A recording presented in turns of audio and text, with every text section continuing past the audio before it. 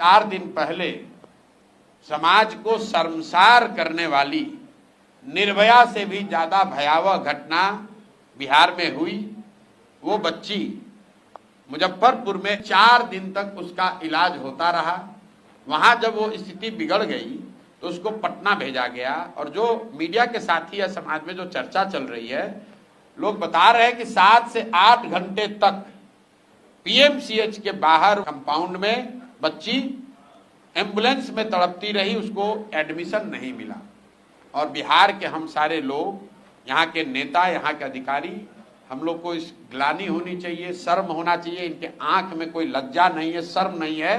और इस घटना से पहले मैंने यहाँ के स्वास्थ्य मंत्री के लिए सिवान में क्या कहा था कि भाई कोविड के समय हम लोगों ने देखा है कि बिहार में इस आदमी के स्वास्थ्य मंत्री रहते हुए क्या कुव्यवस्था हुई थी, लेकिन वही आदमी फिर स्वास्थ्य मंत्री है और इतना बड़बोला है कि कह रहा है कि अभी बिहार में मंगल काल चल रहा है।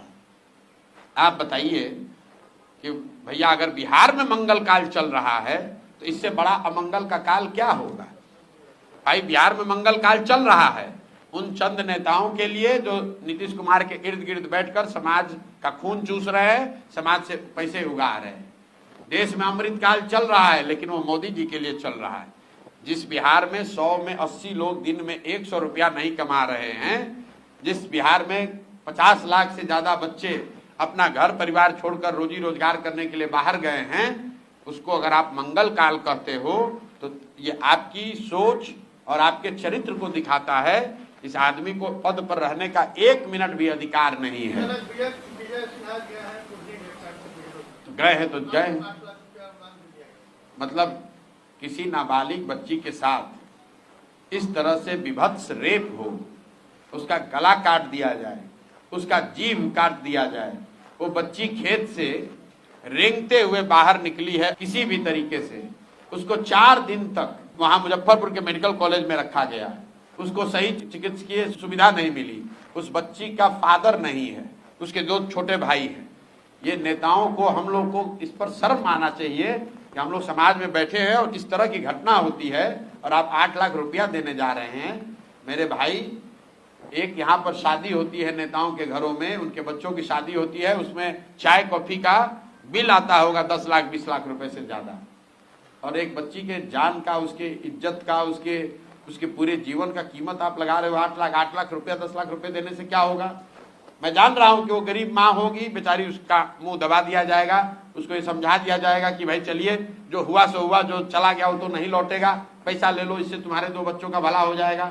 शायद मजबूरी में अपने बच्चों के भले के लिए वो माँ मान भी जाए, लेकिन आप और हम लोग तो समाज में हैं। और इस आदमी को शर्म नहीं आता है। मुख्यमंत्री ने अभी तक एक उस पर बयान नहीं दिया। कार्रवाई के नाम पर क्या हुआ, पीएमसीएच के सुपरिटेंडेंट को ट्रांसफर किया गया है। जरा सुनिए, पीएमसीएच के सुपरिटेंडेंट कौन है। यह आदमी पहले से रिटायर्ड है, इसको 2 बार एक्सटेंशन दिया गया है। हमको लोगों ने बताया, हमारी जानकारी नहीं है, लेकिन लोगों ने बताया कि जो पीएमसीएच के सुपरिटेंडेंट हैं जिनको हटाया गया है, उनको 2 बार एक्सटेंशन दिया गया है। रिटायरमेंट के बाद उनको नौकरी में सेवा विस्तार दिया गया है। तो जो सेवा विस्तार दिया है उसका गर्दन क्यों नहीं पकड़ा जाना चाहिए। भाई आप रिटायर आदमी को बिहार के सबसे बड़े हॉस्पिटल में सुपरिटेंडेंट बनाए हो और अगर उसको दोषी ठहरा रहे हो तो किसने वहां बैठाया था, उसका भी तो गला पकड़ो। तो बिहार में स्वास्थ्य मंत्री जो बनता है वो सबसे पहले सूची बनाता है कि कौन डॉक्टर का प्रैक्टिस कितना चल रहा है, और उस डॉक्टर का इतना दूर ट्रांसफर करता है कि हर 6 महीना पर जाकर उसको 5 लाख 10 लाख रुपया वो डॉक्टर साहब दें। सबको अस्पताल और चिकित्सा व्यवस्था से थोड़ी मतलब है। आप असंवेदनशीलता की हालत देखिए कि मुख्यमंत्री ने एक बयान नहीं जारी किया है इस पर। एक निर्भया का मामला हुआ था, पूरा देश हिल गया, पूरा देश हिल गया। उससे भयावह घटना बिहार में हुई है और कोई उस पर संज्ञान लेने वाला नहीं है। पीएमसी